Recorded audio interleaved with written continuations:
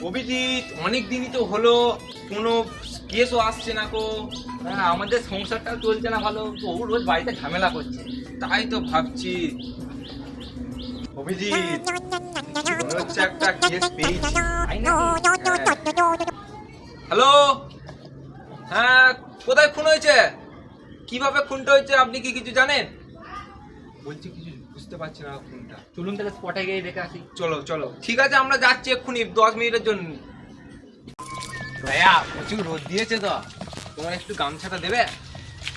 কেন প্রচুর রোদ লাগছে, কালো হয়ে যাব। বাড়িতে বউ তো ঢুকতে দেবে না কো। স্যার, আপনি তো আগে থেকেই কালো, আপনি আবার কি কালো হবেন?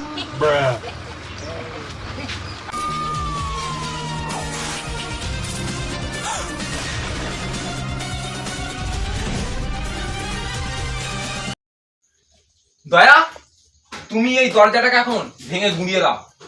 হ্যাঁ দয়া, স্যার ঠিকই বলেছে।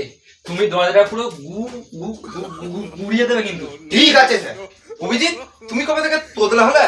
স্যার এখন স্যার কি বলবো, রোগ দেখার এখন এসছে, কি বলবো। আমাদের শালুকে বলতে হবে। ঠিক আছে স্যার, খালু থেকে বলবো। ঠিক আছে, আমি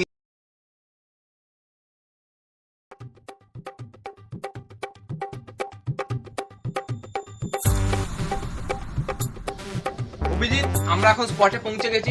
খুনটা কি হতে পারে, তুমি কি কিছু বলতে পারবে? স্যার, আমার তো দেখে মনে হচ্ছে এর কেউ পুরো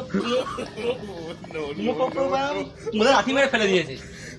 কারণ কি জন্য তুমি এটা বলছো? স্যার দেখুন স্যার, পিছনে হাত দিয়ে আছে দেখুন। হ্যাঁ, ঠিকই তো বলেছো। এখন আমাদের সবকিছু করতে হবে।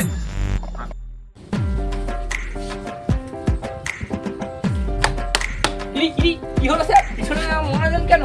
এই দেখছিলাম অভিজিতের বেঁচে আছে কিনা। ও, আচ্ছা। স্যার, মনে হচ্ছে খুনটা এক্ষুনি হয়েছে। তার মানে মনে হয় খুনি বেশি তো যায়নি এখনো পর্যন্ত। হ্যাঁ হ্যাঁ, সবাই খোঁজো খোঁজো।